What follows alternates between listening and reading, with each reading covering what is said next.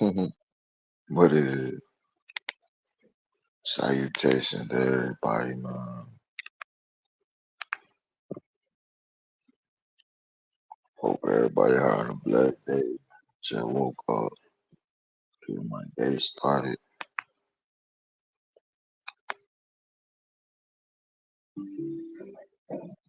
See what's going on the news. You feel me? Get a whole little update. Look like we about to get ready to go to war, y'all. We got motherfucking Navy, a fucking submarine not too far from Florida, like 90 miles out. It's a fucking nuclear submarine just posted, you feel me? It's just going down. It's finna go down, bro. World War III. That shit finna get real.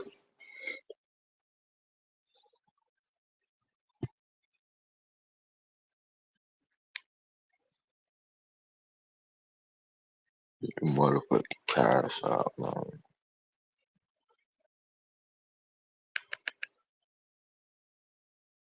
731.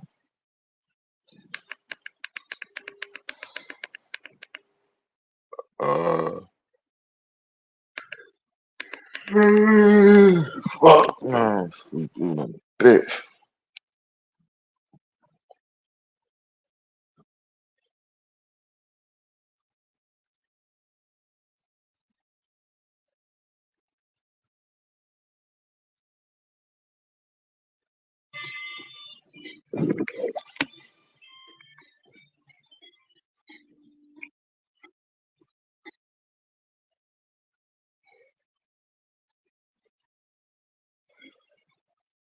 Get tapes of a president's interview, or is it election year gambit? We'll explain what this all means. G7 leaders head to a summit with one message: stand with Ukraine. To try and really put back on track the sense of Western backing, which is wavered. But with the far right sweeping European politics, a lot of these leaders could soon be out of a job.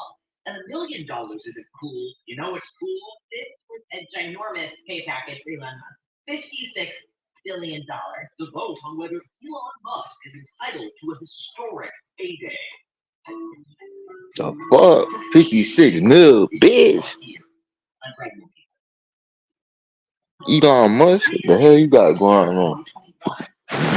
Were called before Congress to explain what actually happened leading up to that fateful day. Some of them said thanks but no thanks, which traditionally really isn't an option. A congressional subpoena carries, in theory, the same weight as a court order. In fact, theoretically, you can be held criminally responsible for ignoring it. For some witnesses, that's eventually what ended up happening. It's not a prison bill or a jail bill that will ever shut me up. Just this month, former Trump advisor Steve Bannon was ordered to report to prison to serve his sentence for contempt of Congress. But this concept of rebuffing Congress, that's not just limited to Republicans.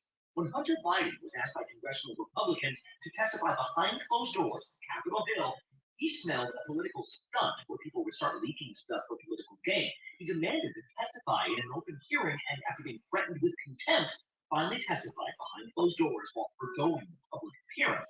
Then there's the Attorney General of the U.S., Merrick Garland. I will not be intimidated, and the Justice Department will not be intimidated. For months, Congress has been asking him to furnish a videotape. He said no. He said, got a transcript of the conversation in question. Why do you need the tape? Well, last night, the House of Representatives found this nation's top prosecutor in contempt of Congress. Let's break it all down with ABC senior congressional correspondent Rachel Scott. Yeah, he She's did on the get Hill found right in now. contempt. Rachel, what was the story behind this? Yeah, right. We're seeing more and more of this. And look, this is the strongest rebuke of the Justice Department from House Republicans yet. This vote, the yeas are 216, the nays are 207. The resolution is adopted. House Republicans passed a measure almost unanimously to hold Attorney General Merrick Garland in contempt for failing to comply with the subpoena to turn over the audio of President Biden's interview with Special Counsel Robert Hur. Now, you may remember Hur. He was investigating the president's handling of classified documents. It was after that interview that the special counsel ultimately concluded that Biden should not face any criminal charges. But in his report, He also included this line that said that the president is a well-meaning elderly man with a poor memory. Now, of course, we were in an election year. You have Republicans seize on that. Ultimately, the transcript was released, but Republicans said that wasn't enough. They wanted to hear the audio of that interview with the special counsel, and because the Justice Department wouldn't turn it over, ultimately Republicans said we're going to move forward with this vote. Wait, but for Democrats, I mean, are they thinking, like, I get that they're probably like, Republicans will use this footage to make President Biden look dumb or something. But, and that could be true, and yet it also doesn't mean that Congress shouldn't get access to something, right? Like political considerations. So what is the counter argument?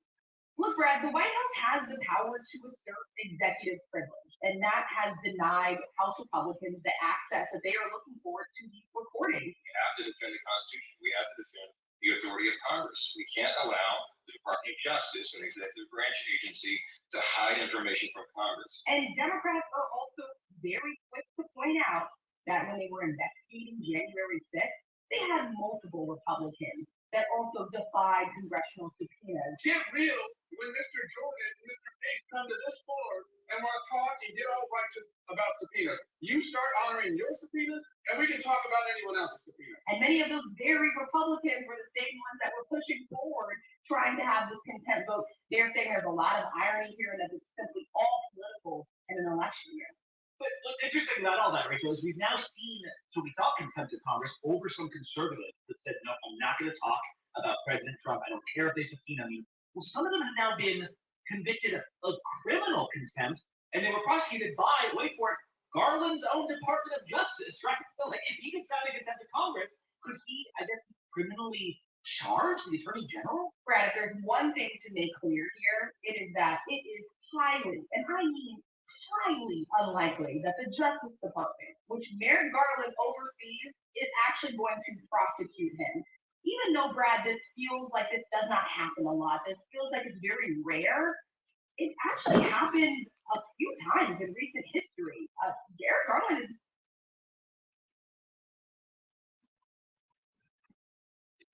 have to pay extra duties and tariffs on their products from July.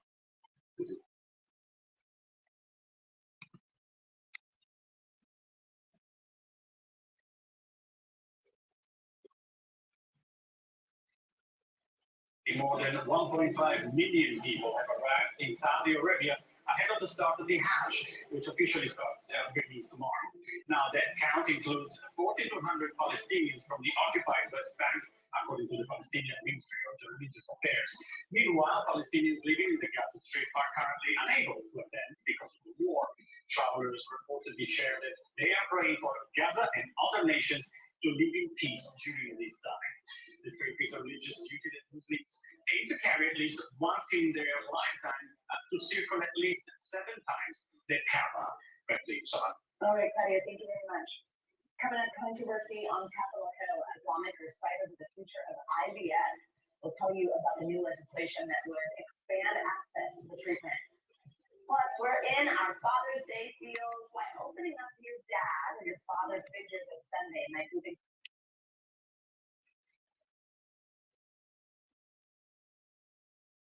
that is exclusively resides in the House of Representatives, and one of the most important powers that we have as an institution and as a body. Robert Hur on page 1 of his special counsel report said Joe Biden knowingly kept classified information, Joe Biden knowingly disclosed classified information, and he disclosed that information to someone who wasn't allowed to get it. Page 231, he told us why Joe Biden did those things. He said Joe Biden had strong motivations for ignoring classified procedures because he was writing a book for which he got paid $8 million. So we have motive, an $8 million motive. We have the elements of the crime, knowingly keeping, knowingly disclosing, giving that information to someone who wasn't allowed to get it. We have all that, and yet the special counsel said he would not recommend charges for President Biden. We think we're entitled to, we know we're entitled to all the evidence, and that includes the best evidence, which is this audio tape. That's why we sent the subpoena. The Attorney General is being clear he's not going to give that information to us. So that's why we have the contempt resolution. We think this is going to wind up in court, but we think our case is strong and we think that we will prevail. But step 1 is to pass the resolution holding the Attorney General in contempt for not giving the House of Representatives, the body who's in an impeachment inquiry phase of our oversight responsibilities, not giving us the best evidence. Finally, I would just say this. We think the privilege has already been waived. We think when they gave us the transcript, they waived the privilege. And understand that there have already been times where the transcript that we've received from the White House doesn't match up with what was actually said by the President of the United States. And so again, for all those reasons, we think we need this information, and that's why the resolution is going to forward today. And I'll let the next gentleman talk about the vote on that, and that's our good whip, Tom Emmer. So the question that should be asked is, what are they hiding and why? These are fundamental questions behind House Republicans' resolution this week to hold Attorney General Merrick Garland in contempt of Congress for refusing to comply with our lawfully issued subpoenas. To set the scene, Attorney General Garland handpicked Special Counsel Robert Hur and Jack Smith to oversee the investigations into Joe Biden and Donald Trump's handling of classified documents. Hur concluded that although President Biden, quote, willfully retained and disclosed classified materials as a private citizen, close quote, criminal charges were not warranted because Biden is an, quote, elderly man with a poor memory. In stark contrast, former President Donald Trump was hit with a 37-count indictment from Special Counsel Smith alleging that he willfully retained classified documents after leaving office. Second, the White House has a history. Second, in accordance with our legislative oversight authority of special counsels and impeachment inquiry into President Biden, House Republicans on the Judiciary and Oversight Committee subpoenaed Attorney General Garland for records, including transcripts, notes, video, and audio files related to Special Counsel Robert Hur's investigation in order to assess his conclusions. And while the Justice Department handed over the transcript of Biden's interview with Hur, they've denied and refused to hand over the corresponding audio recordings. This is a problem for a couple of reasons. First, transcripts do not and cannot capture things like tone, inflection, pace, and pauses that fully convey a person's message. The audio recordings are necessary to adequately evaluate Special Counsel Hur's assessment about President Biden's memory and to determine whether the DOJ is engaging in a two-tiered application of justice by refusing to indict Joe Biden. Second, the White House has a history of editing official transcripts to cover up Biden's gaffes. If the interview audio matches the transcript, why not release it? Why not comply with our subpoenas? Is Biden's Department of Justice covering their boss? These are all imperative questions that our committees will get to the bottom of, and this week's contempt resolution is a vital step in that effort. I encourage all of my colleagues to vote yes on this important issue, and with that, I turn it over to our leader, Steve Scalise. Thank you, Whip. We have another busy week on the floor, and of course it starts with the contempt of Merrick Garland. And my colleagues have talked about this. Is something that we have been trying to get the facts out for months and months. Merrick Garland knows what the rules are.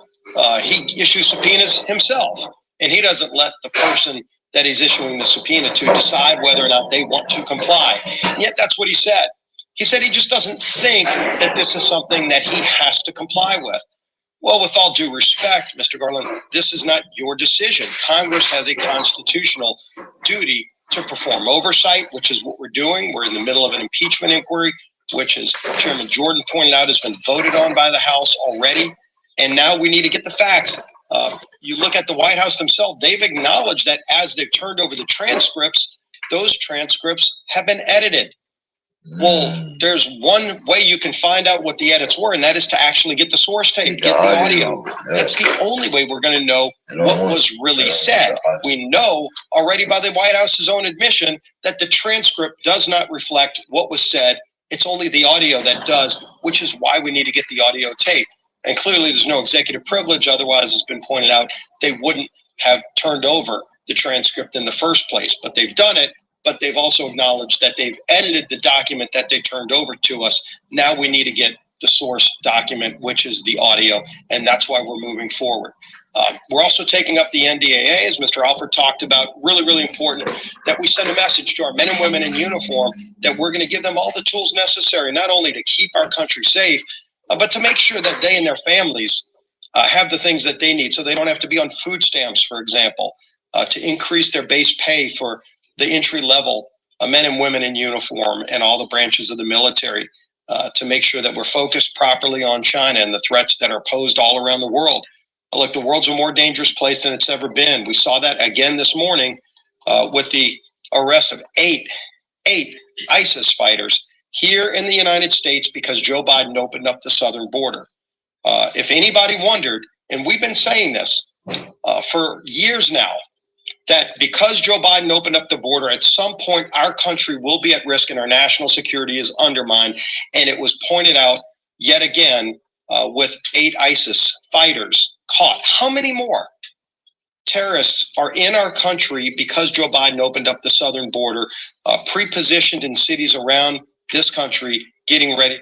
So the House GOP speaking there on your screen about AG Garland, also about President Biden and their concerns of him and the border. On the right side of your screen, very compelling shots, that top right box coming out of Iraq, an oil refinery been on fire for several hours now. And then that bottom box, a live look out in Gaza as the Israel-Hamas war rages on. We're going to go ahead and go to our third 2-minute commercial break of the hour. But when we come back, right now giving you a live look out in New York City, a beautiful skyline shot. Speaking of the Israel-Hamas war, we'll be checking in with Fox 5 New York's Lizette Nunez. She's discussing how anti-Semitic graffiti has popped up on biddies around in New York City. More details in just 2 quick. You can't put that right in the dishwasher. Watch me. With Cascade Platinum Plus, I have upped my dish game. I just scrape, load, and I'm done. In that dishwasher? In that dishwasher. Only Platinum Plus is packed with more Dawn to remove up to 100% of grease and food residue. Get the highest standard of clean, even in your machine. Clean enough for you? Yeah. Scrape, load, done. Cascade Platinum Plus. Dare to dish differently. Did you know there's a way to cut your dishwashing time by 50%? Try Dawn Power Wash Dish Spray. It removes 99% of grease and grime in half the time. Dawn Power Wash has 3 cleaning boosters not found in traditional dish soaps that remove food and grease 5 times faster. And because it cleans so well, you can replace multiple cleaning products for counters, stoves, and even laundry stains. Try Dawn Power Wash Dish Spray. Brand power helping you buy better. First time, on behalf of Tropical Smoothie Cafe. Welcome to Tropic Time! Complimentary good vibes are served with made-to-order smoothies on the pool deck. And may I suggest our newest amenity, Tropic Bowl. It's like a spoonful of sunshine. Right, darling? Acai, mangoes, chia seeds, berries. Hello, it's called 5-star luxury for a reason. You're on Tropic Time now with the new Tropic Bowls at Tropical Smoothie Cafe. Right now at Rooms to Go, shop sizzling Hot Buys. Hot Buys on beautiful furniture on sale store-wide. The hottest styles, sizzling savings on great-looking living room Hot Buys. Amazing bedroom Hot Buys. Red-hot dining room Hot Buys. Plus 50-month interest-free financing and low monthly payments. So let's go. Don't let the hottest sales pass you by. Save big on this incredible selection.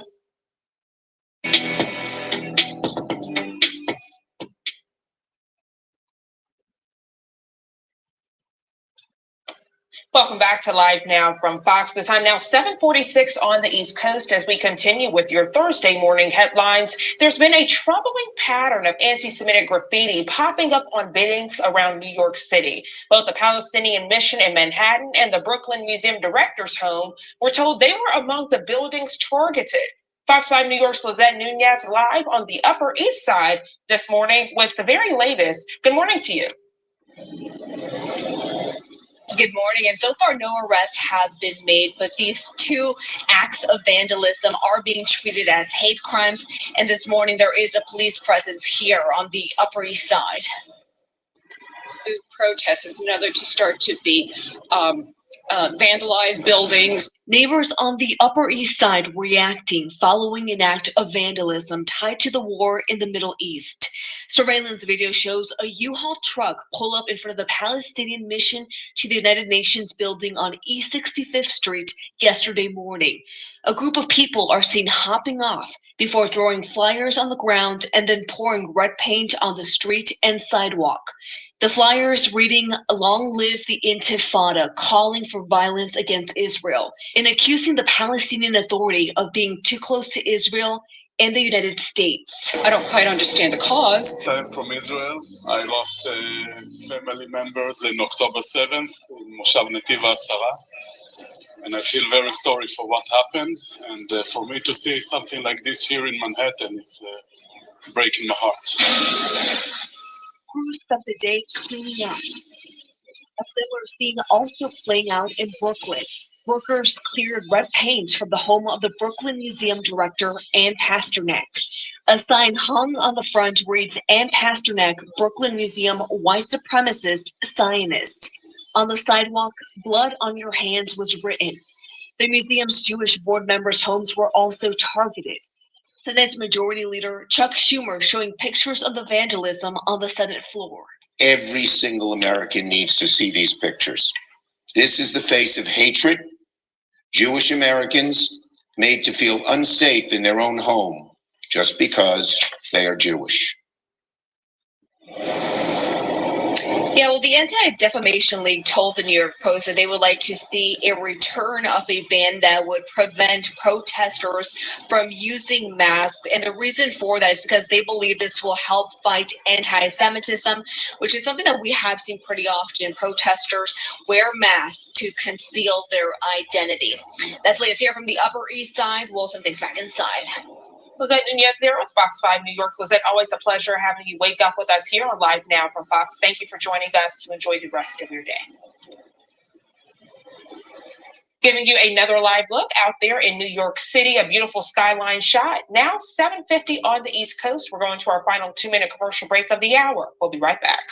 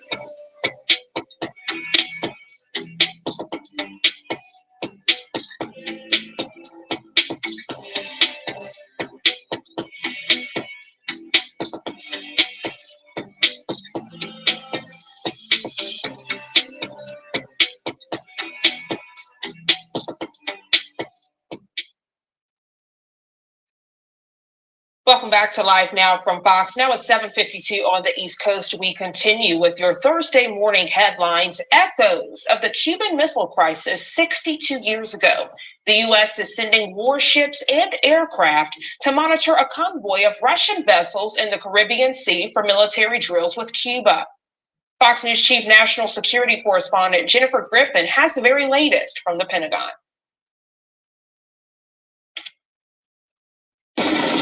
Pentagon began monitoring the 4 Russian warships as they crossed the Atlantic and conducted live-fire exercises intended to simulate an attack on enemy ships.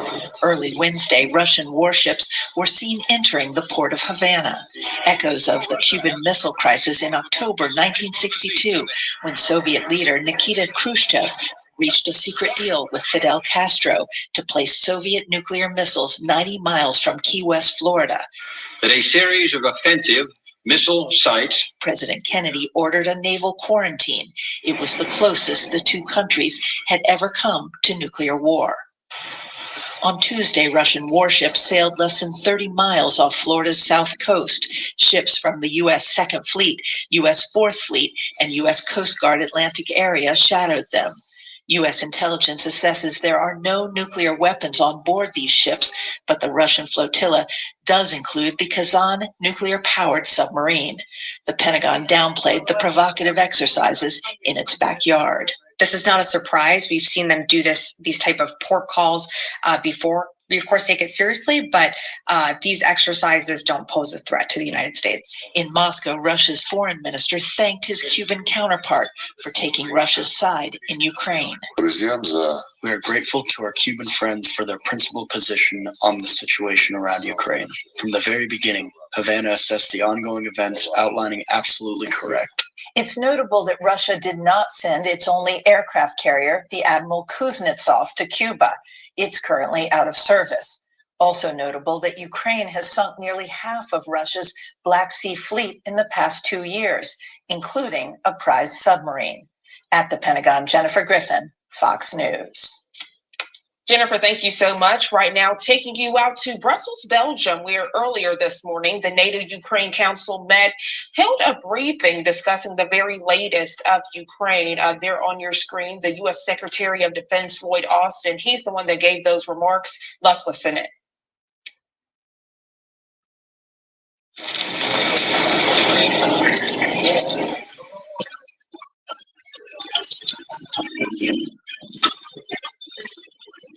Good morning, everyone. It's great to see you all again.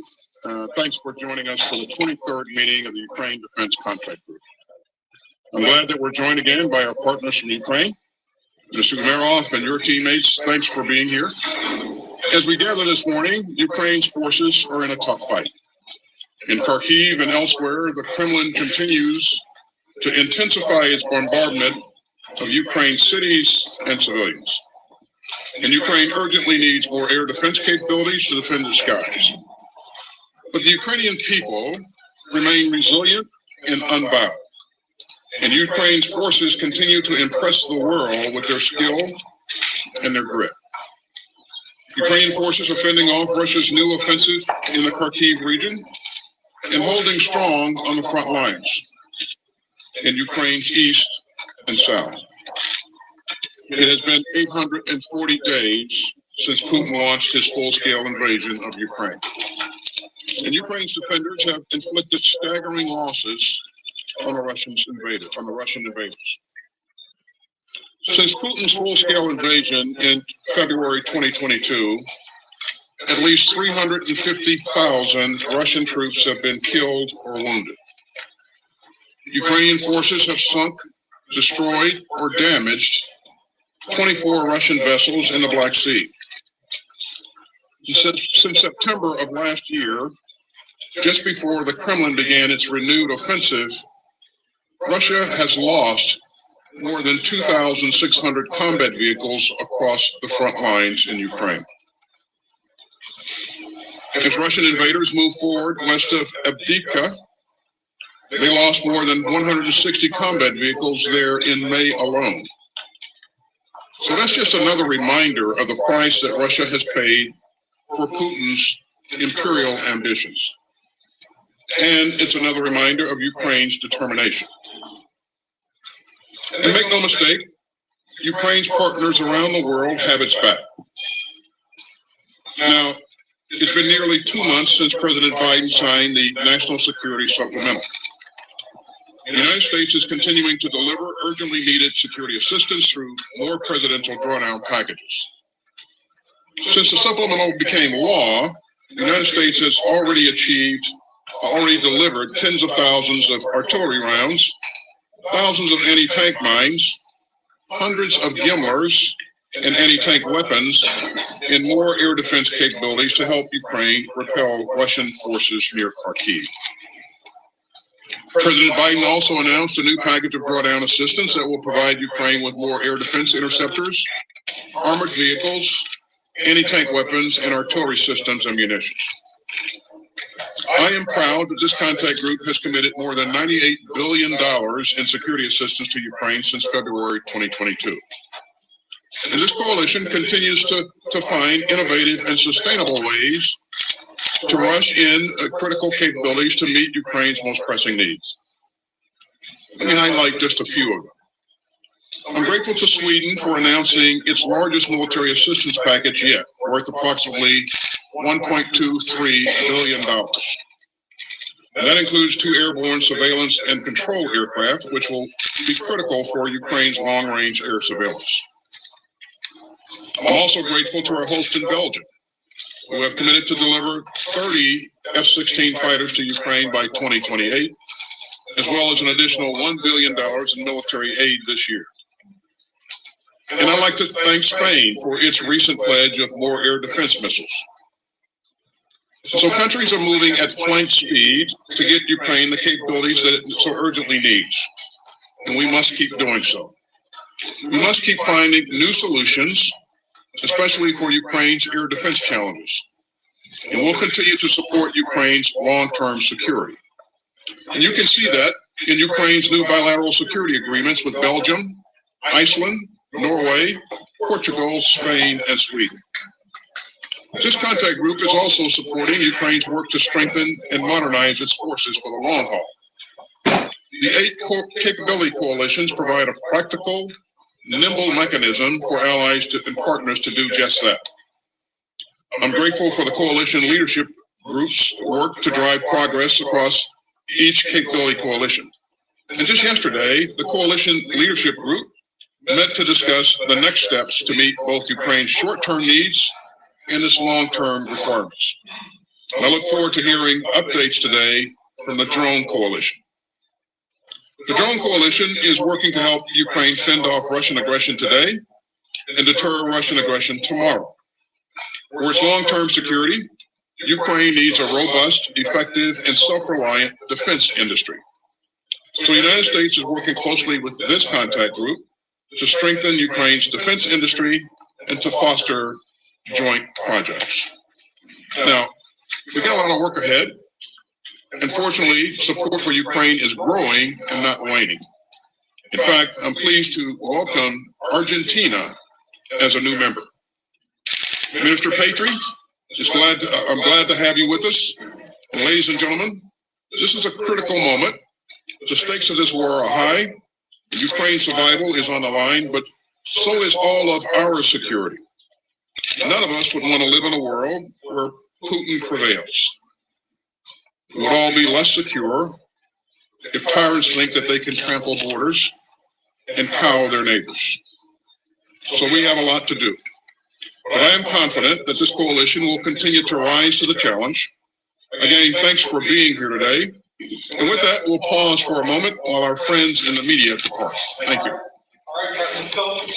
So those were early morning remarks there from U.S. Secretary of Defense Lloyd Austin there at the NATO-Ukraine Council. On the left side of your screen, top stories we're following this Thursday morning. Hostage families pushing Netanyahu to make that ceasefire deal. President Joe Biden in Italy with other world leaders as they attend the G7 summit. And we're also on weather watch this morning. Severe storms bringing heavy flooding to South Florida. Right now, transitioning at 8:02 here on the East Coast to give you a live look at our XRAD system. And as we keep you weather ready this morning, we're going to check in now with our content partners over at Fox Weather.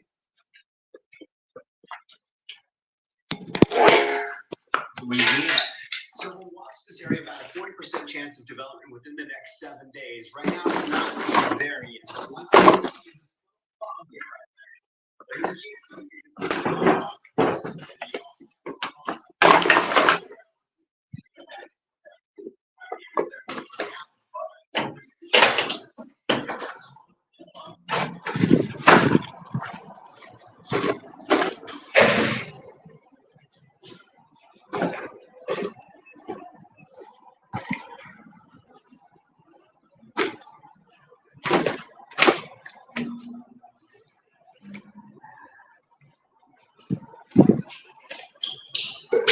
Wrong guy, blunt, big.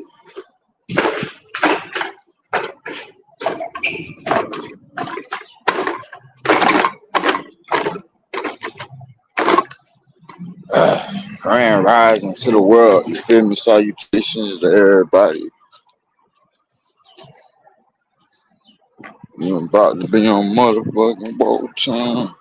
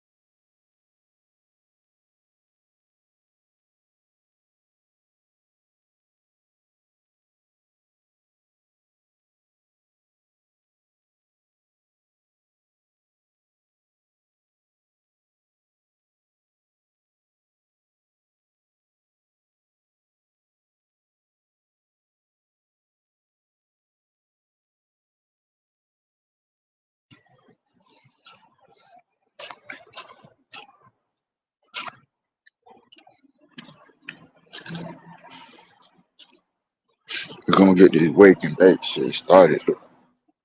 What these niggas? They ain't gonna like me today. I don't care, I'm stealing everything.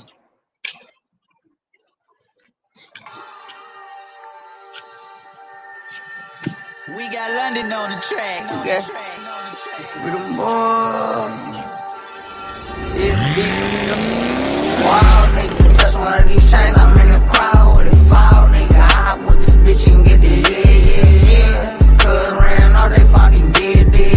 Me, Apple, Rick, and Martin off 100 shit. No, with that drill, you turn one into two, we call it dog. Heard that young niggas still like the hoop. I like the ball. We ain't in the cuff and rap, bitch, nah. And they nigga ever disrespect, he got shot 10.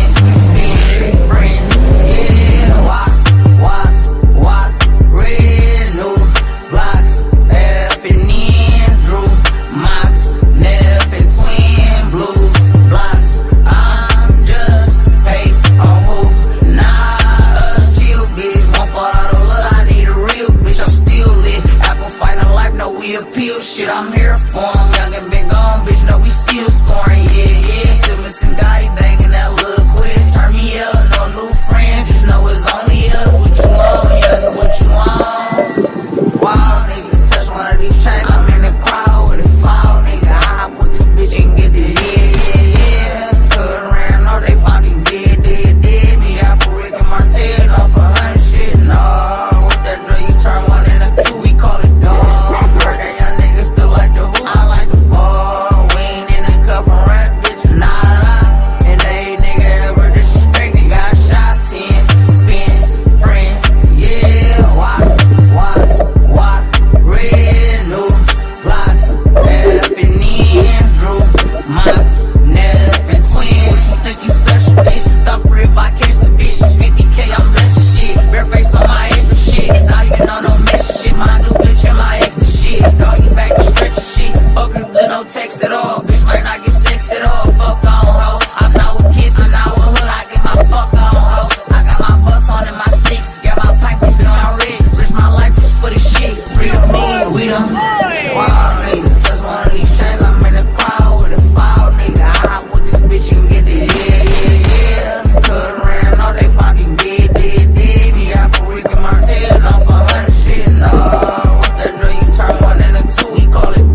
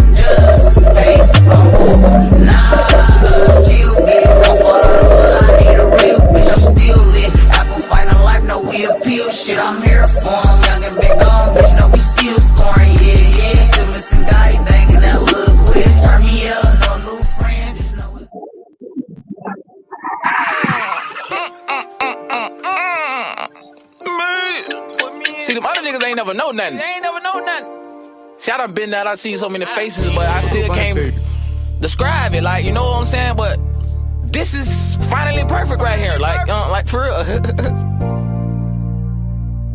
Put me in, coach.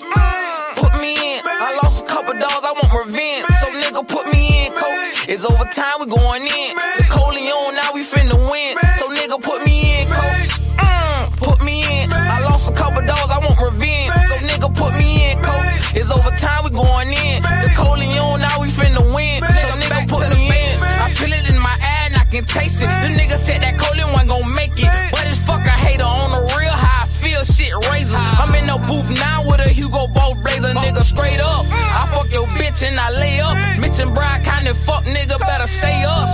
I'm the Alpha and Omega. The best thing that ever touched the hood, hit the safe. I'm Mr. Boombastic, 30 chopped up in like a caustic. I'm about to spray the dunk with the profit. Zeke tell me chill, then I will like a frosty. Pop another pill so my grill get the flossing. For them fuck niggas talking bad, thought I lost it. See, this a Audemars, on the real, this shit cost me. I'm a shooting star with that steel, I pop you. Call up, pull up, point, make that real nigga off you. I'm Mr. Boombastic, coach. Put me in. I lost a couple dogs, I want revenge. So nigga, put me in, coach. It's overtime, we going in. The Coleon, now we finna win. So nigga, put me in, coach. Put me in. I lost a couple dogs, I want revenge. So nigga, put me in, coach. It's overtime, we going in. The Coleon, now we finna win. So nigga, put me in. Real nigga shit is what I live by. Perp and Wayman dead a couple years, but I still cry. I'm a rap game of summer, and I serve a rock to your mama. That 40 on my lap for that drama. And I don't fuck with luck, cause I used to fuck with karma. Study busting licks in my side, bitch Honda. Nigga, they can't see me, even Stevie gotta wonder. Nigga, they can't beat me cause I'm really in that jungle. I'm the rap game messiah.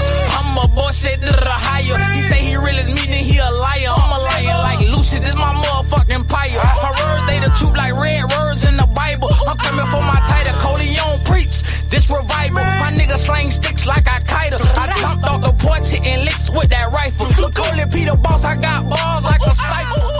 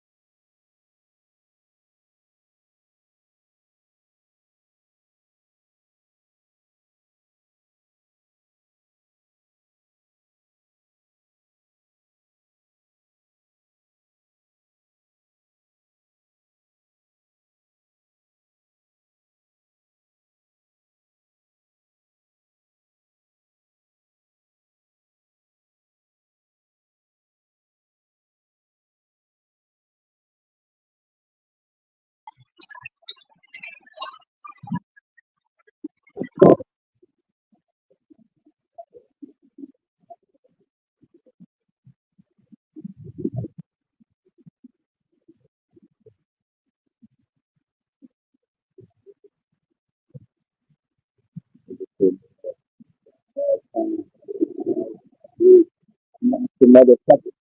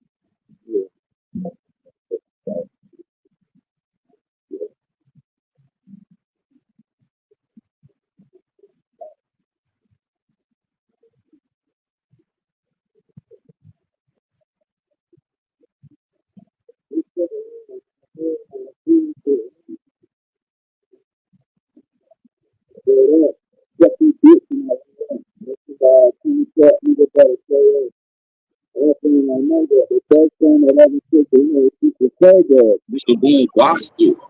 Grand Rising, wake your ass up, bitch. Yeah, y'all niggas sleeping on life, man. Wake y'all ass up, bitch. This early bird get the worm, bitch. I'm off today, though.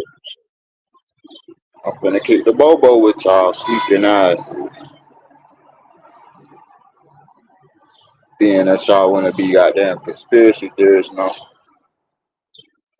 Nah, bitch. Stay on your motherfucking. Oh, it can't happen. There's no possibility. I don't see it happening. Nah, y'all wanna. Anything's possible. Y'all scared of certain people. Y'all scared to say certain fucking things. Because y'all ain't gonna get on the cartel. Speak on the cartel. Let's speak on this shit, bro. Fuck that being a pussy ass nigga, man. You need to really be pussy on this bitch, dog. All for a check, man. So you compromise your integrity for a check.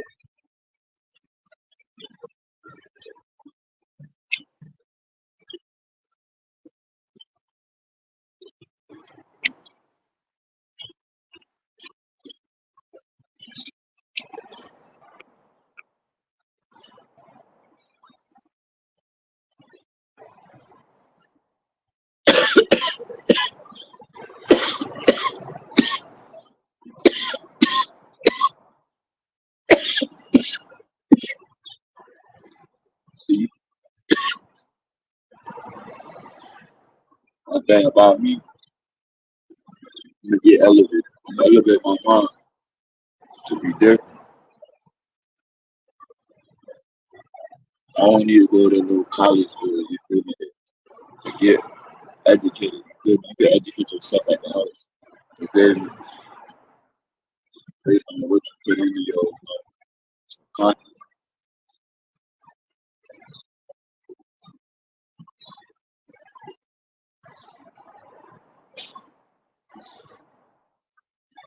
And this world going to shit.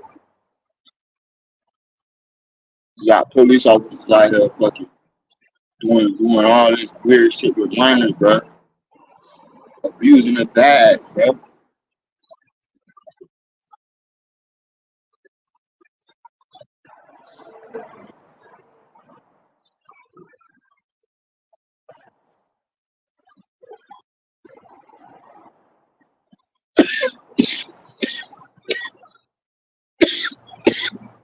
That's the crazy part.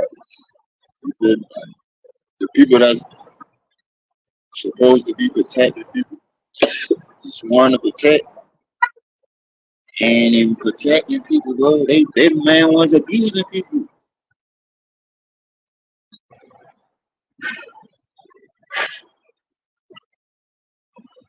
Real still, man. Like, bro, this shit sad. This shit sad as fuck. You got serial killers running around this bitch, dog.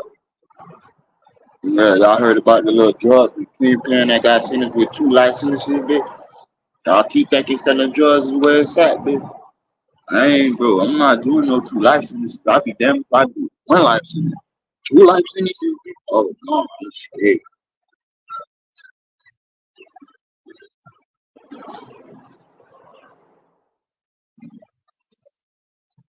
But my dog called back over the field.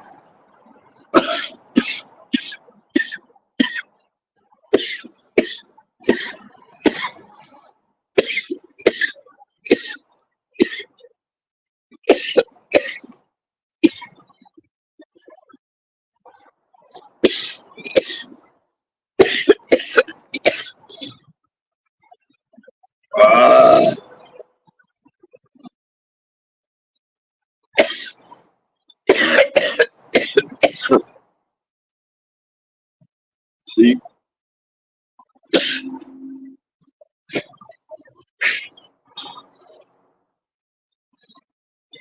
That shit just opened me up.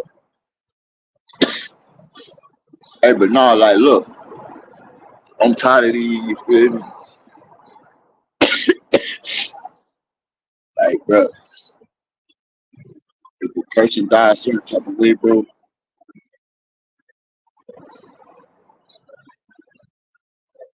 she probably did it herself. She probably was addicted, couldn't, control, her urges, and, that urge probably, put it in her. Now, to say that somebody purposely did it, when you see fentanyl getting put on everything and shit, they put fentanyl on goddamn frosted flakes, you feel me? They put that shit on everything. They put that shit on corn plates, everything. So, you feel me? Like, especially like I just was reading a story about this lady, this college girl. She was like 19 in New York. You feel me? She took a Percocet one time. She thought she was taking a Percocet. It ended up being 100% pure fentanyl. Guess what? Started dead. You feel me? Started dead because she wanted to, get deep up.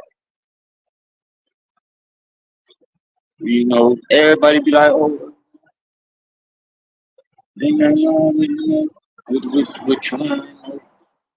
Yeah, but shit, all it takes is one bad dose. Your ass on forever. Ain't no do-overs, you feel me, when that happens. It is, man, drug addiction is not a disease, it's mental health, bro.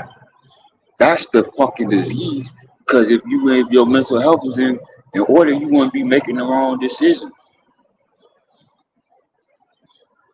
You understand? That's what it is. It's mental health, bro.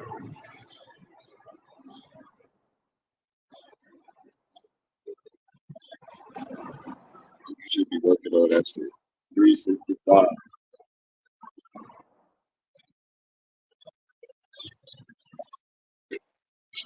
Good morning.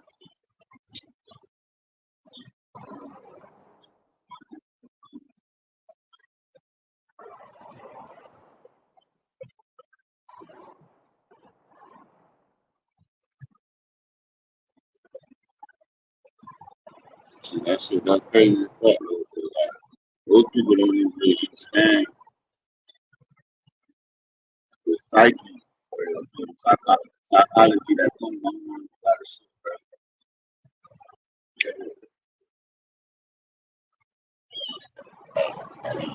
That shit is definitely look like my sister probably.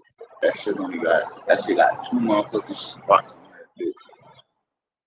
She only got one.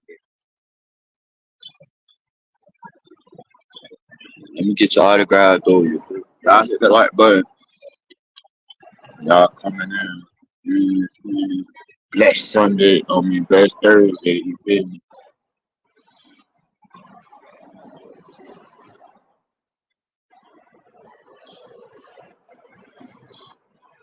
Cause it was raining so hard yesterday, bitch. I saw videos of motherfuckers pulling out canoes and shit, bitch.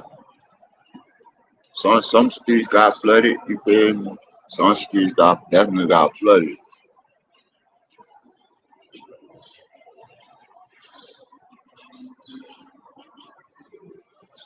Especially like if it was like a dirt road. A lot of roads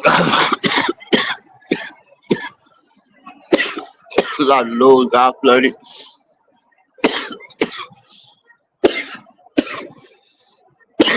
I mean, it rained all fuck day, bro. Like, nah, it was good. It was good. It was good until like 9 o'clock. But when as soon as 9 o'clock hit, bitch, talking about that's when them clouds. That's when them clouds. That's when them clouds came in. You feel me? Clouds came in. It was over with. It was a day.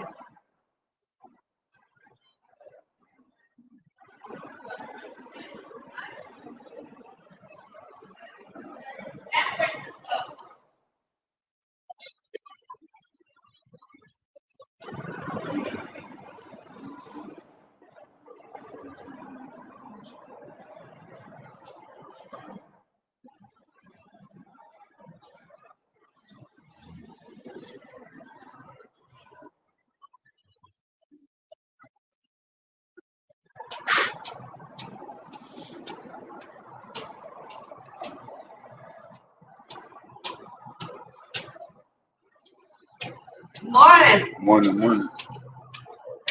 Like a good boy. Like always.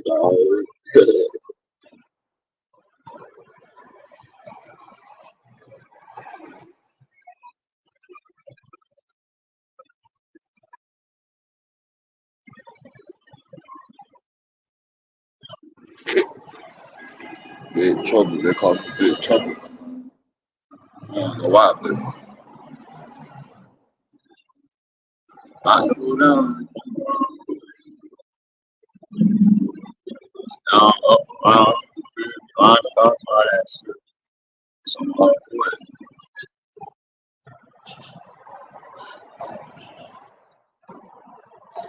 Oh, but anyway, like we said, they really is fucking with this damn weather.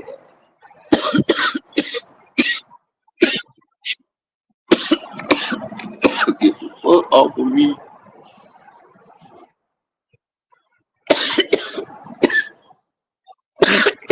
I might go to the beach and do meditate or something. Or go to the pool and chill.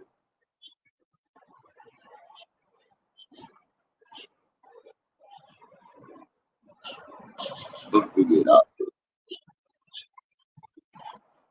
But yeah, grand rising to everybody. I hope everybody have a blessed day. All that BS, for the birds.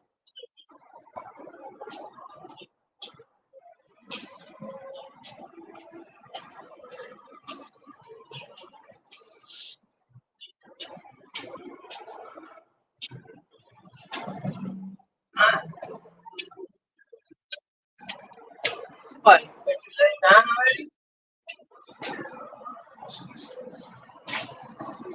That boy's stupid. Real good. This bloody just trying to wrap my head around that little bullshit, bro. I know it's not big to understand, why this bullshit be going on the way it be going on, but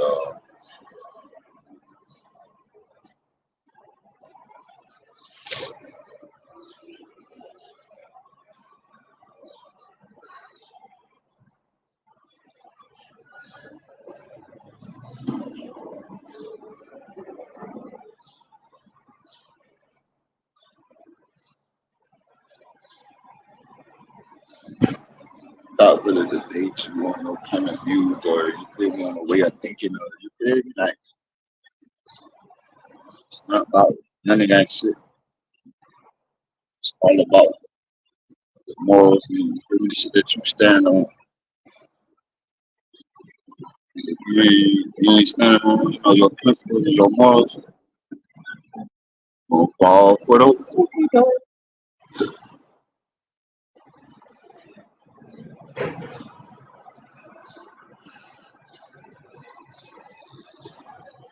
Can't get caught, motherfucking slipping, man. You feel me? This is a marathon, It's definitely a marathon out here in this world, We all trying to be great.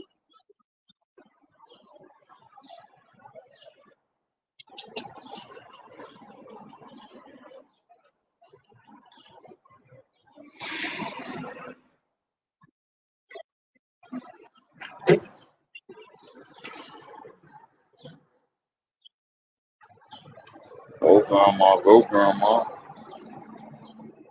Let's see.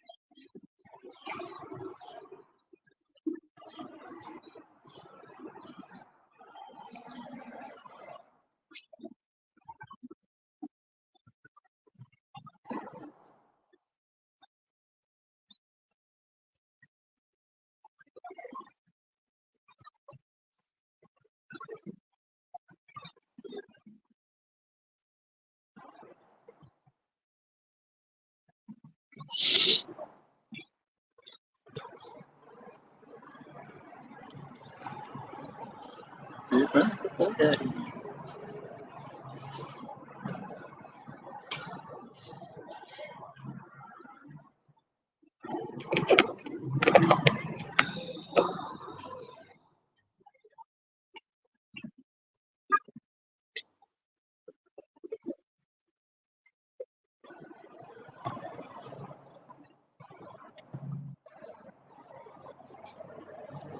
Yeah, we got Russian nuclear submarines off the coast of Florida.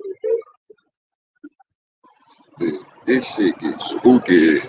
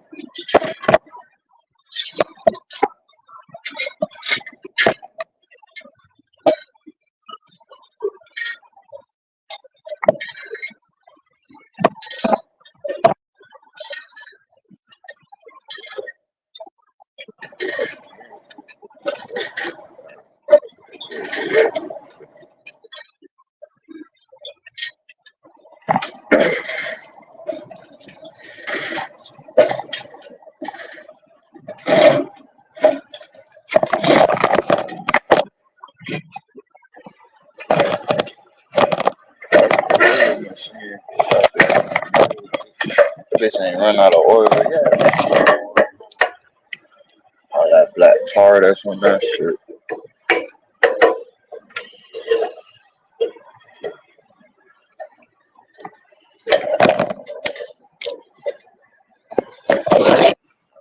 Motherfucking lot.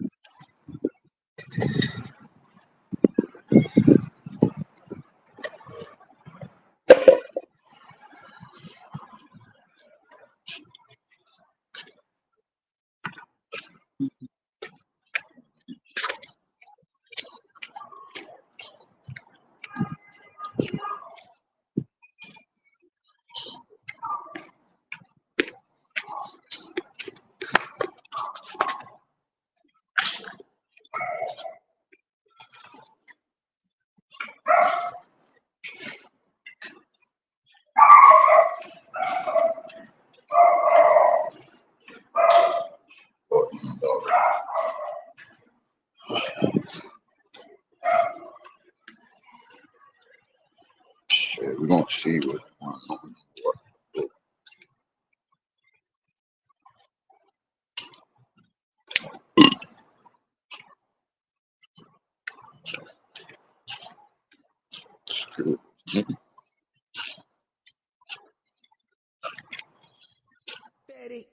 INC, bitch.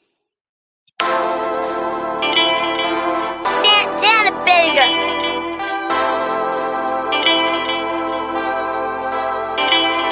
I used to steal bikes and snatch purses when I was downtown, breaking your house and snatching fucking flat screen down. Got on my knees and asked God, help me turn this round. I'm blowing purple, used to only see me smoking brown. I pull that fraud out to make you run out of town. We don't play dice game, we lay shit down. We don't Louis Vuitton game, we lay shit down. I never lost a poker game, I lay shit down. My poker face so serious, make it fold up. Get in this runner car with me and you might throw up. Nigga, this Molly so fire, got me charged up. Bitch jump in this bin, she gon' fuck some. Off the dribble, jump in, she gon' suck some. Pussy front me a brick and I'ma buck some. I told Jupiter slow down, she say 412s in this bitch going Nigga, we pull up, jump out like we own something. Move fresh out of prison going dumb. I ain't got no understanding, I ain't having that. If you a pussy nigga, gon' push your out back. Before I twist your top back like a soda cap. Straight dope, I put baking soda in my rap. If you a real nigga, come and get a verse from me. If you a raw bitch, you might get a purse from me. I told Jupiter slow down, she say I told Jupiter slow down, she say 412s in this bitch going bump. Nigga, we pull up, jump out like we own something. I told Jupiter slow down, she say I told Jupiter slow down, she say on changes for things that it had already accepted, you have to question whether they're proceeding in good faith or not. End quote. It's also been reported that the Palestinian kidnappers forced our hostages to read the Quran and say Islamic prayers every day. Hostages have spoken to the media about being tied up by their feet and hands for the first 3 months. Andrei Kozlov spoke of being constantly very scared. Hamas told hostages for months falsely that Israel wanted to kill them all, claiming that they were a problem for Israel. So much so that when soldiers actually arrived to save the hostages, it took him some time to realize that they had come to rescue him. Andrei said that he was not seen as human by Hamas. There were daily beatings. At the hottest time of the day, they would cover him with blankets. Dehydration. He said Hamas were trying not to leave physical marks, but doctors in charge of medical treatment for the 4 Israeli hostages that we secured their release, that we rescued, said that they were beaten while in Hamas captivity. Medical professionals described very harsh treatment with much abuse almost every day. So physical and mental abuse often beyond comprehension. Doctors said that they are all malnourished, that they had no protein, so their muscles are extremely wasted. There is damage to some other systems because of that. Food and water was unstable, psychological stress, malnutrition, not the right kind of food, medical neglect, and also, of course, being in a limited space and very, very rarely actually seeing the sun, with no access to basic facilities like a shower. Next to Rafah in Gaza, where we are taking apart Hamas's intelligence with Hamas with intelligence-based targeted operations, which have led to targeted raids. The IDF have located in the last 24 hours weapons, launch sites with rockets ready to fire at Israel, and we've eliminated several terrorists in close quarter battles. Troops have eliminated more than 10 terrorists, including one who actually took part in the October 7th massacre. Moreover, over the last day, our Air Force has struck and dismantled over 45 terror targets throughout Gaza. Military structures, armed terrorist cells, rocket launchers, tunnel shafts, and terrorist infrastructure. Next to the United Nations, you know, the last 2 days has seen an onslaught from the United Nations against this country. Hamas terrorists attacked Israel on October 7th during the Jewish high holiday. On the Jewish high holiday of Shavuot, just yesterday, the Pinay Commission chose that date, just yesterday, to publish its latest bias report attacking Israel. You know, the UN is imbued with credibility.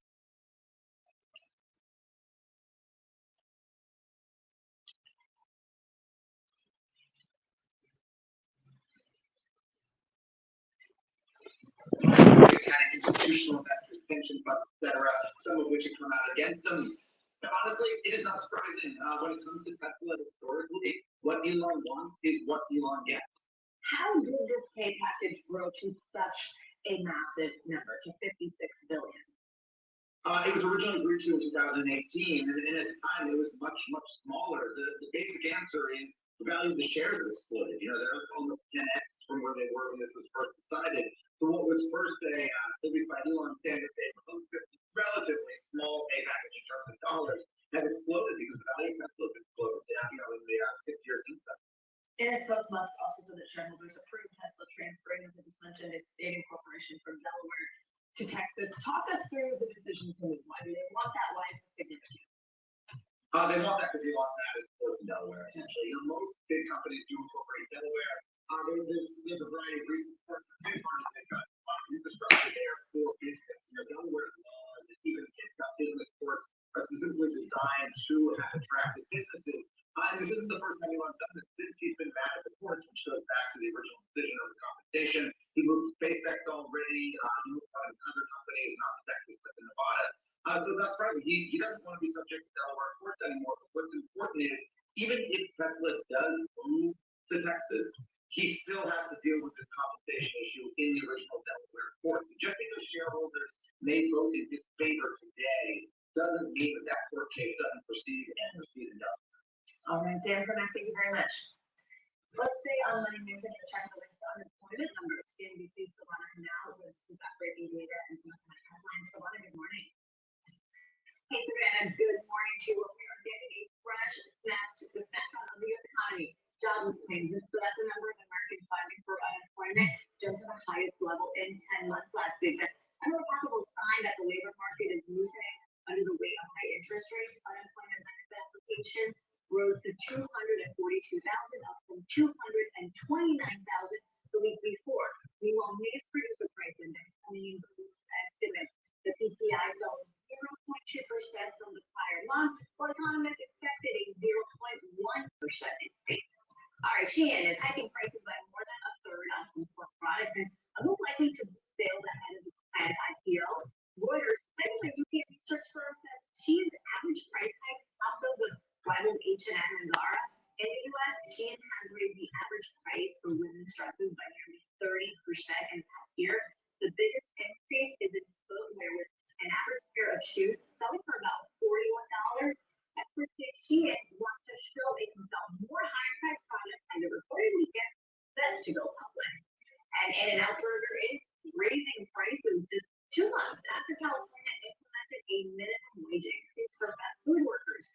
A top executive at the popular chain said, "Hey, she fought to keep prices down, but a spokesperson has confirmed to local media in Los Angeles the recent hikes are directly related to the wage increases, but didn't say exactly when they went into effect.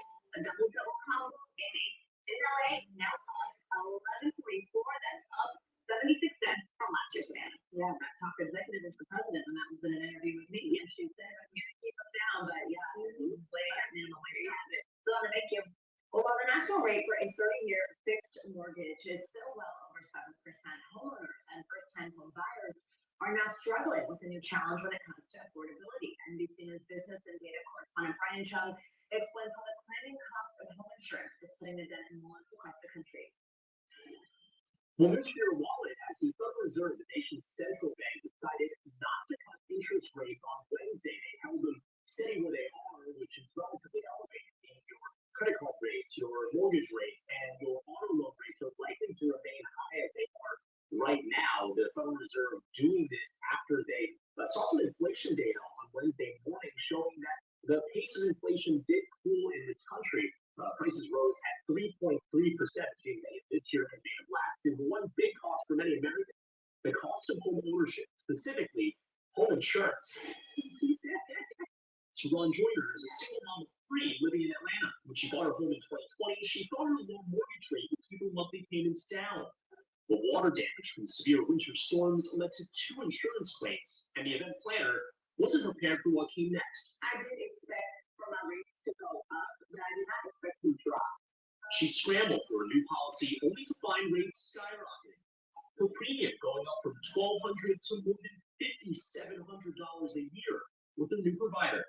To get penalized for just being a customer who needed help. It just felt, I don't know, like a little bit of betrayal. She's had to cut back her spending and pick up more freelance work on the side as a graphic designer. When I started reaching out to people like, "Hey, I'm like, this is what I'm doing, you know, you need something." Sure. Yeah, just trying to like brace myself. The costs of owning and maintaining a home have soared, up 26% since 2020, according to one analysis. And home insurance is a major piece. That's up 20%. One of the reasons, climate change. Last year, the United States had a record 28 separate weather and climate disasters costing at least $1 billion. Insurance companies losing money in 16 states. And now many insurers are dropping customers from their policies, sometimes leaving entire states. And not just ones on the coast. We've never seen anything close to this. Even in Iowa, a place that doesn't get hard hit by hurricanes or wildfires. This last 5 years have been more difficult because of hail, tornado, wind, and other factors that are not weather related. In Atlanta, Joyner says she and the kids are happy in their home, but it hurts when she looks at the bills. Do you regret purchasing something? There are times where I feel that way, yes. The cost of living at risk of becoming too much to bear. What's up, show? As the Federal Reserve opted on Wednesday not to cut interest rates, they chose not to do so after getting some inflation data showing that the pace of price increases in this country did slow to 3.3% on a yearly basis in the month of May. Now, things did get more expensive, albeit at a slower pace than they did in the month of April. The one thing that is certainly getting more expensive is the cost of home ownership. More specifically, homeowners insurance. All right, Brian, thank you so much. We are now going to take a look at how artificial intelligence is changing the way kids learn, especially in underserved schools across the country. A popular tool is using AI to help students improve their reading and writing skills while still making them do homework. NBC News anchor Kate Snow took a look.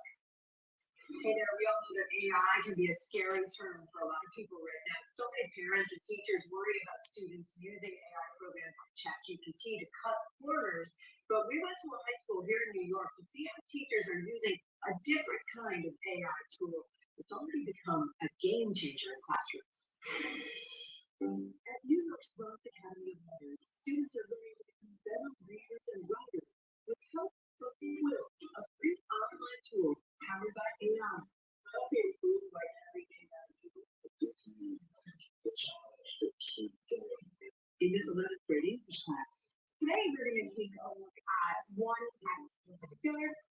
Animal Farm? Teacher Kate Offenreith has her students do in-class activities on Quill. Kids log on to the website on their laptops and choose from different learning tools, including reading for evidence. They read a passage and then construct 3 different sentences. And as they type those responses, Quill will then give them feedback and say, hey, notice that the comma was out of place. Try again. And it's happening really fast. Really fast. Faster than you could get away. 100%. Yes, it's something I would go home and grade on, but this is immediate. Quill's founder, Peter Gall, says that immediate feedback is critical.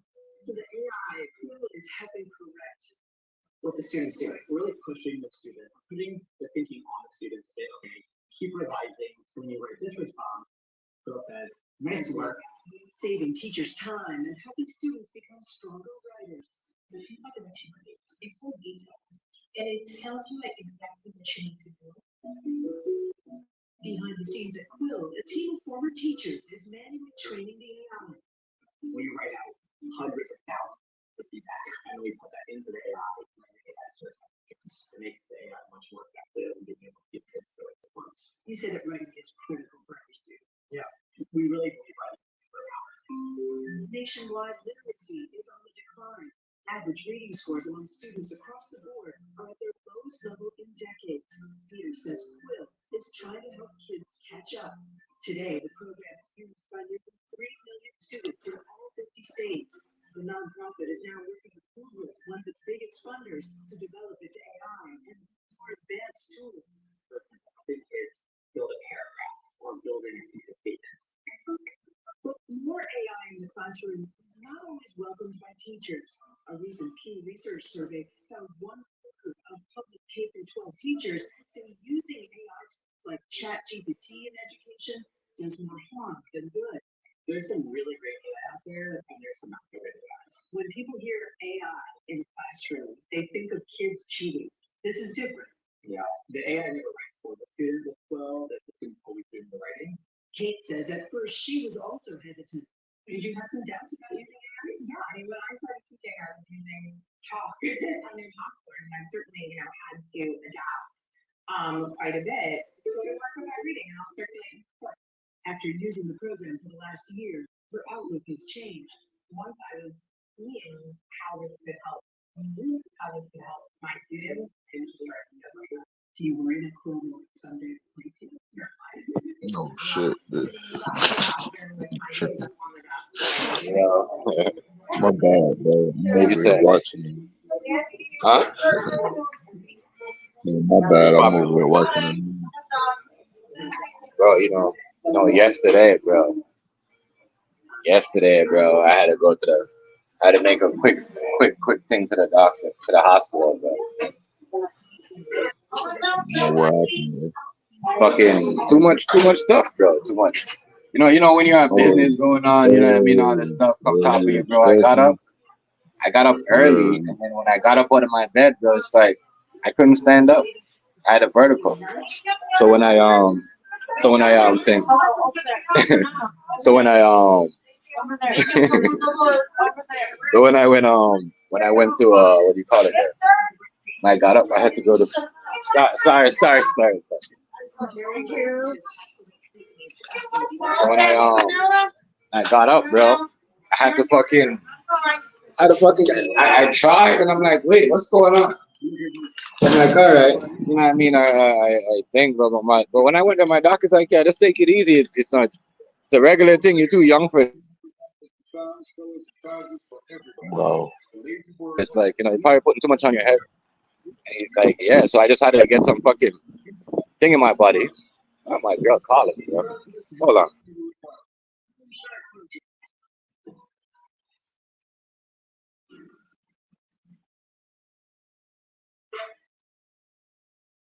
Yeah, you hear me? Yeah. Yeah. Yeah. I had a fucking vertigo, bro. Boy, I couldn't even fucking. I had to fucking sit there, and then after fucking my girl had to take me to the hospital. Then they got me right, bro. But Gotta take care of yourself, bro. It's all about that, bro. Yeah, that's what I was saying. I was like, maybe we're doing too much. I done seen. Yeah, I done seen. It was another YouTuber that died. I don't know the nigga name. I done seen this. It's Seen it not on threatened though. shit. It's just like it's a common thing. It's just that they saying at my age I'm way too young for this, but it's not the second time I had this though. I remember the first time when I opened the business. I like a week later after I opened the business, my nigga. 'Cause I was stressed. I was stressed. I couldn't get my thing work done. My architect work done. I went into vertical mode too. 'Cause I was thinking so much, you know. It's telling me not to keep so much on my head though. Like, do your business, but don't put too much on yourself. 'Cause, it's a rough time right now. Yeah. Crazy dog. Crazy, bro. Like, man. Fucking came out of that. I was like, whoa. And I'm not a hospital dude. Like, so it's been a while since I see my doctor. So they're asking me all these questions like bro, I don't know. You know what I mean? I'm just like, fuck. I'm gonna continue. Shit, But bro. I was Disney making a live version of Mona the little Samoan shit. Yeah. Yeah, they're making a little live. They just cast the person. I think Jerry West dead, 86. Jeez, bro. Didn't look like I might fucking. I don't know. And then everybody talking about this enchanting girl who died. You feel me? Which girl? This girl, and it's one of well, she was a former 1017 artist enchanting. Yeah. She was on life support, but she died. But everybody speculating that the boyfriend had something to do with it or something weird, something fishy. But I mean, it's definitely something fishy about it. But I don't know what the hell going on. You feel me? And I ain't finna speculate. But that shit that really was kind of like crazy because at first she was on life support, and then it's like, but you know how expensive life support is. You feel me? Like if you ain't got the money, they gonna pull the plug, bro. You know the crazy thing though? I don't know. As I said last time, yesterday must have been the first time I've been to a hospital, bro. But I ain't never seen so much people that work in the like in the hospital. Being in there's so much patients of people that work in the hospital that was taken care of by their own people. I'm like, damn, what's going on? Right. You know what I mean? There's workers, and they in the hospital. They all sick, bro. Like majority of these frontline workers, they're sick. They're in the hospital getting taken care of their own friend. I was like, wow, that shit is kind of weird. I was shocked to see that young nigga. Swear to God, I was like, usually going to see them patients and you know what I mean, but I never used to see so much people that work in a hospital getting looked after. Yeah, I mean, that shit that crazy.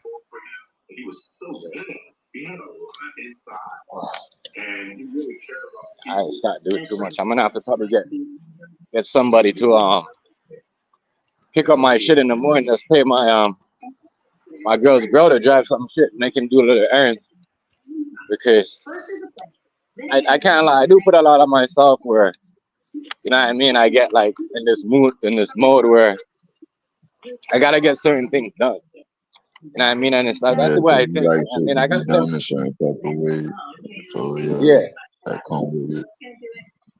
I gotta pay my bills, bro. And it's so expensive. Like it ain't no way. You know what I mean? I'm gonna sit here and lay down and wait for somebody to. No, I don't depend on the government. That's why I say people who depend on the government, bro. I feel sorry for them. I mean, I respect the people that get disability check, but will still work their job to get their money. You know what I mean? I respect that about them. There's people that just get like a little bit of stuff from the government, and they don't want to work because I still I got a disability, but you can walk, get a fucking job. You know what I mean? People that sit down think about this ill nigga, right? If you got a guy that's on a walker or like he's walking with a walking stick, right? And he's getting up, go to work. And then you have a dude that's, you know, say like he's almost like in his mid 2 years away from 40, and he said he doesn't want to work, and he hasn't been working because, like, you know, I mean, he can function. So you think he should get up and get himself a job? Yeah, shit. Yeah. If you can walk and you can get home, you can take the bus, you have a sense of, you know, you could pay your own bills and you could comprehend. Bro, you could work. You know what I mean? Yeah. Sitting there, that's a law they should use instead of just putting them random people.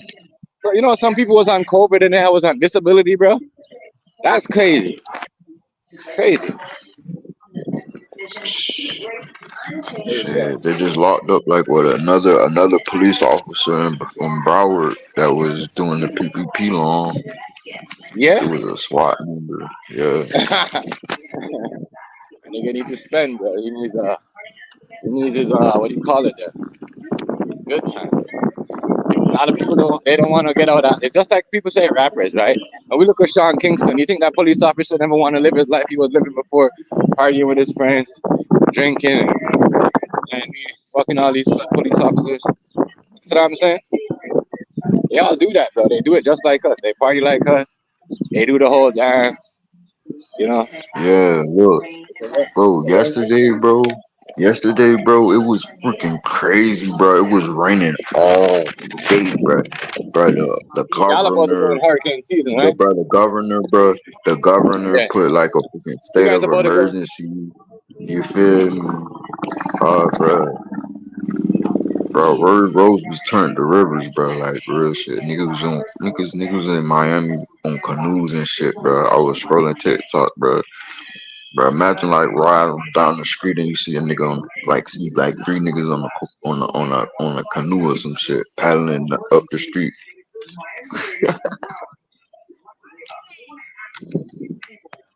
Bro, they fucking with the weather, bro. 5 freaking counties, bro.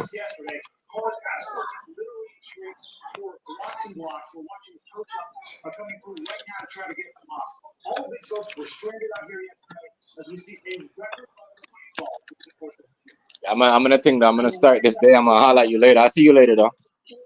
Alright, well. Alright, my nigga. Yeah, stay safe, bro. Thank you very much for joining us on what I'm sure is a busy and tough morning. We know you have been on the ground assessing. It looks like you're outdoors right now. What are you seeing? Stay.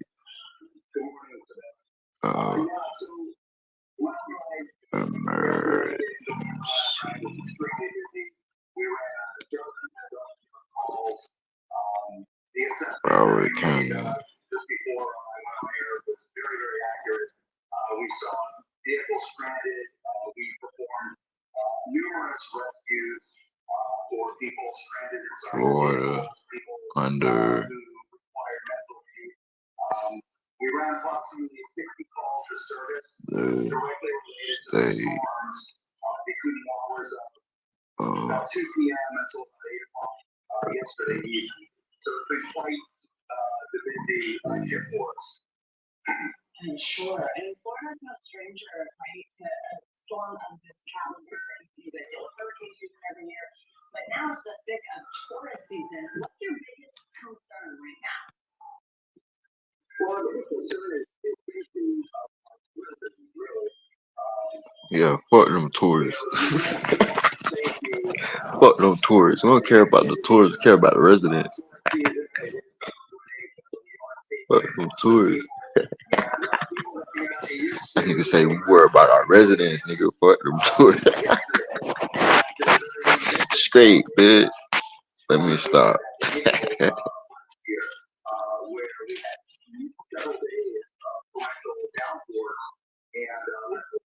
the streets virtually impassable for days at a time. So there's no remnants of that just on a smaller scale. However, I will say though that we are very prepared. We train for events like this. We have the equipment, we have the personnel at the ready, and should we encounter another evening like we did last night, we'll be out there including and we'll be ready. Given those safety concerns, what is your department telling people in the area to do in order to stay safe? And what helps you respond to this emergency if people in your county do what for you? So the other one thing for the general public is when you have a strong business, such as last night, is to stay indoors, don't travel unless it's absolutely necessary, emergent travel, and pretty much it allows the fire rescue and emergency workers